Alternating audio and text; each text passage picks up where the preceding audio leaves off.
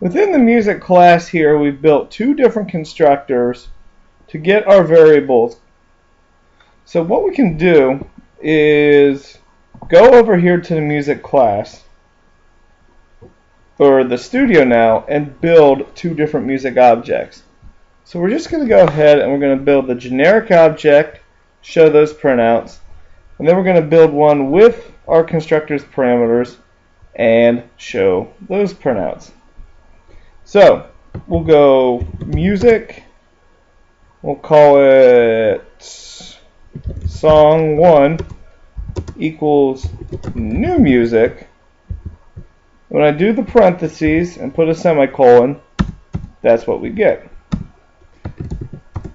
So if I go system.out println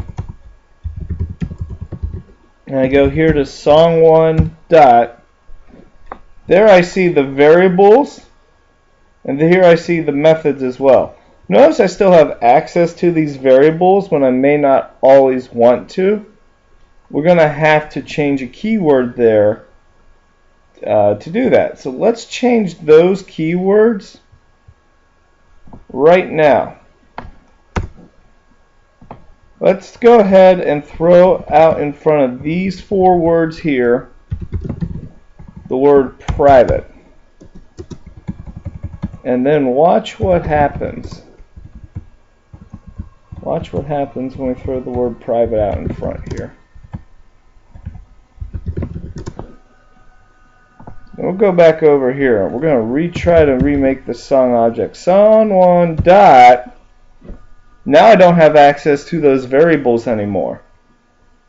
So by throwing the keyword out in private, they can only be accessed in the music class within the music class only. It didn't change anything else within our program here. So that's a nice thing with it. So song1 dot, if we choose to get artist, we're going to go ahead and print these out.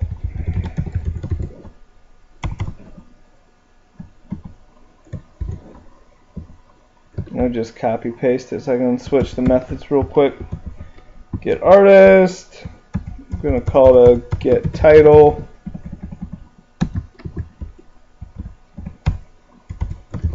get beat, and our fourth one was called has lyrics. We will see that right now our song object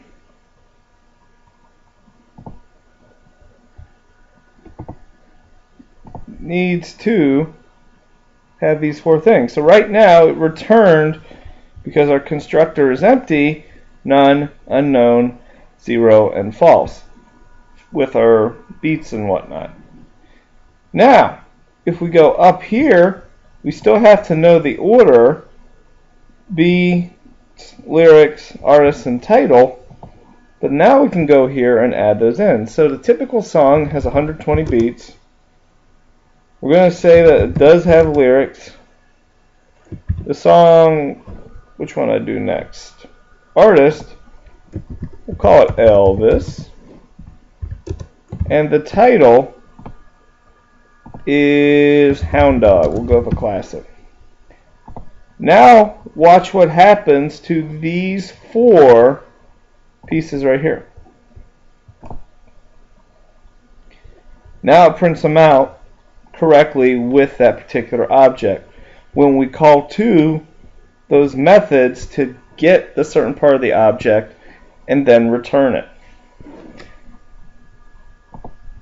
As you can see, it's returning the beat, returning all the different things that we passed down to this constructor here. So that's why it's called a constructor, because it builds out the object. We could go 50 minutes into our program still, and it would still be able to find the properties of that particular object. So coming up next, we're going to start building out the children now and looking at the idea of inheritance and polymorphism.